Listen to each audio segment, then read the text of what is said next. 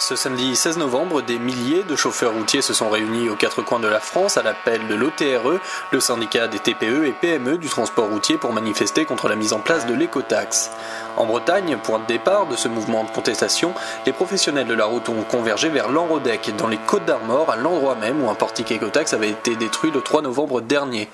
Venus de toute la région, des convois venant de Landivisiau, Carré, Pontivy ou encore Pleumeleuc se sont organisés dès le milieu de matinée pour rejoindre le point de ralliement situé dans la région Guingampèse, mettant ainsi en place une opération escargot d'ampleur régionale.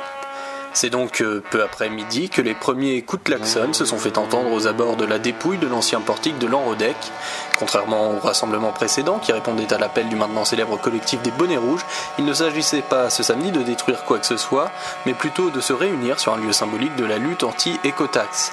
Derrière ce choix, l'OTRE souhaitait redorer l'image de ce mouvement et prouver au gouvernement que les personnes coupables de destruction des biens publics n'étaient pas forcément les personnes directement concernées par cette mesure décriée.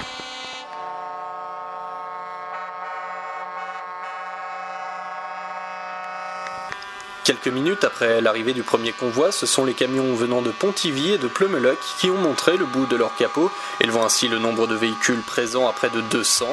Les camions ont donc rapidement pris possession du lieu et furent très vite rejoints par une foule importante de curieux et de personnes soutenant le mouvement.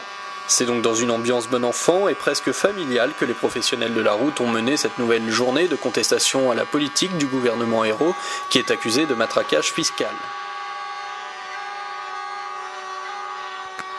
Malgré une forte présence des forces de l'ordre, aucun heurt n'ont été à déplorer, et ce malgré l'arrivée remarquée de plusieurs compagnies de CRS quelques minutes après le regroupement des convois. Et c'est une femme qui orchestrait cette journée de mobilisation en Bretagne et qui avait donc à sa charge les plus de 200 chauffeurs routiers, en grande majorité masculins, présents cet après-midi à Lanrodec. On écoute donc tout de suite Christine Jaouen, présidente de l'OTRE Bretagne, qui s'exprimait sur le pourquoi de ce rassemblement. Une mobilisation, c'est la suppression de l'écotaxe et le non au dumping social. Voilà, donc nous sommes venus en nombre aujourd'hui puisque nous sommes au moins 200 véhicules poids lourds de Bretagne mais aussi du Pays de la Loire pour expliquer les modalités de l'écotaxe que le gouvernement veut nous imposer, pourquoi nous ne sommes pas d'accord avec cette taxe supplémentaire et quelles sont les raisons qui nous font penser qu'effectivement la mise en place de cette taxe va mettre en péril les transporteurs du TRM français au jour d'aujourd'hui. On veut faire entendre au gouvernement nos arguments, leur expliquer concrètement dans nos entreprises, puisque le TRE représente les PME et les TPE françaises. Et pour l'instant, le gouvernement a surtout écouté en fait la voix de l'autre syndicat. Donc nous, en tant que TPE et PME, nous sommes fortement impactés par cette écotaxe, puisque nous sommes bien plus fragiles que les gros transporteurs qui, eux, ont des forces bien plus importantes, ont accès effectivement à une main-d'œuvre étrangère, ce qui leur permet aussi plus facilement de réduire leurs coûts d'exploitation, ce qui n'est pas notre cas, puisque dans nos entreprises, nous n'avons que des conducteurs français et des collaborateurs français.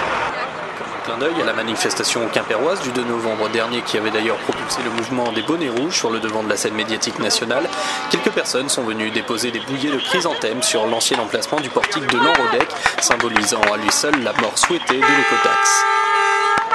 On sait dorénavant que la prochaine mobilisation organisée par les Bonnets Rouges se déroulera le 30 novembre à Carré dans le Finistère, ville d'ailleurs dirigée par Christian Troidec, un des leaders de ce mouvement.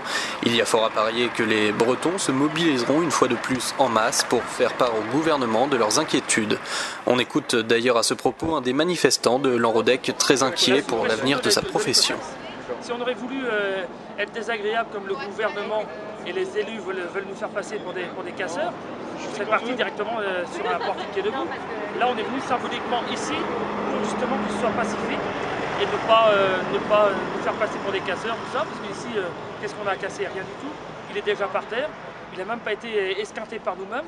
Il a été esquinté par des personnes qui également, c'est des simples citoyens, certes portaient des bonnets rouges, mais n'étaient pas avec nous au départ à Pont-de-Buis. Mais par contre, c'est des gens qui ont manifesté leur ras-le-bol eux-mêmes, qui se sont rendus compte qu'ils allaient avoir des taxes en plus, et le panier de courses qui allait augmenter, le salaire qui allait diminuer, le risque de perdre son emploi. C'est tout un ensemble de choses qui fait qu'aujourd'hui tout le monde se mobilise. Aujourd'hui, l'action est un petit peu symbolique tout de même. Vous craignez vraiment pour votre emploi, pour votre futur emploi? Honnêtement, oui. Ah oui, je vous invite à aller tous voir sur Internet les chiffres d'affaires des transports en Bretagne. Là, vous avez tout simplement toutes vos réponses. Et si le gouvernement ne venait pas à céder, comment ça se passerait d'après vous? Honnêtement, on va être obligé de monter d'un cran. C'est-à-dire? C'était à monter d'un cran, parce qu'apparemment ils ne voulaient pas discuter avec nous parce qu'on était des casseurs. Donc, très bien, on est des casseurs. Mais on a été obligé de se faire entendre au départ parce qu'on n'était pas appelé aux tables de discussion. Maintenant, on est, comment dire, depuis Pont-de-Buis, on a eu des blessés graves de notre côté, contre des œufs qu'on avait jetés à la base, eux des grenades détonantes. On a simplement voulu montrer notre mécontentement. Il n'y a pas eu de casse depuis, on enlève Pont-de-Buis, il n'y a pas eu de casse depuis. Il y a eu des manifestations pacifiques. Les premières manifestations qu'il y a eu au départ, qui s'est passée à la Gravelle, il n'y a pas eu de casse. La deuxième à Pont-de-Buis, il n'y a pas eu non plus. La troisième non plus. Il n'y a qu'à la troisième, et il n'y a qu'à la quatrième exactement manifestation où c'est monté d'un cran seulement. Jusqu'à présent, il n'y avait pas eu rien du tout. On a essayé de se faire entendre. L'État, jusqu'à présent, et même à l'heure d'aujourd'hui, ne nous écoute même pas. Et vous dites tous ici, transporteurs français, salariés, chauffeurs routiers, sédentaires dans les exploitations, non au dumping social. Et nous ne voulons pas travailler, nous voulons travailler dans notre pays dignement. Vivre et travailler au pays, c'est quand même ça, non, l'avenir?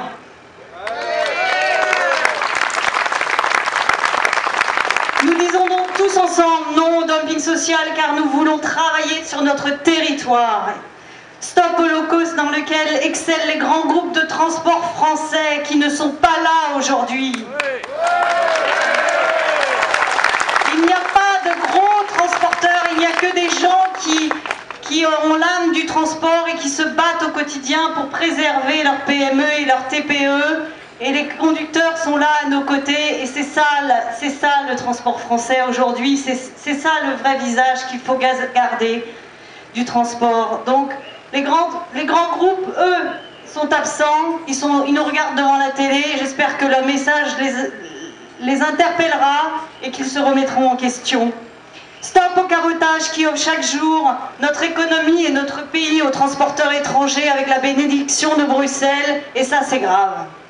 Je vous invite donc mes amis, continuons à revendiquer le droit de développer nos entreprises, continuons à défendre notre compétitivité en Europe, le transport routier français veut vivre pour longtemps.